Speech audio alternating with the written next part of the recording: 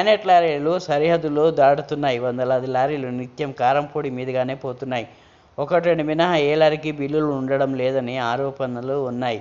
Granite తయారీకి క్వారీలున్న ప్రకాశం జిల్లా చీమకుర్తి, మాటూరు తదితర ప్రాంతాల నుంచి కారంపొడి మీదుగా తెలంగాణ రాష్ట్రాలకు వెళ్తున్నాయి. ప్రభుత్వానికి చెల్లించాల్సిన జీఎస్టీ ఎగువేతకు అక్రమార్కులు ఈ రహదారిని ఎంచుకున్నారు.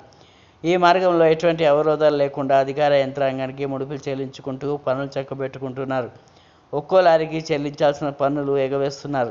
ఈ తతంగమంతా అధికారుల కనుసన్నల్లో జరుగుతుంది.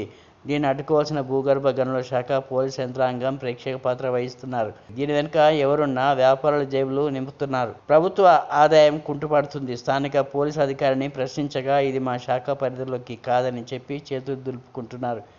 మైనింగ్ శాఖ అధికారులు ప్రత్యేక దృష్టి పెడితే తప్ప అక్రమ వ్యాపారం ఆగదని ప్రజలు చర్చించుకుంటున్నారు.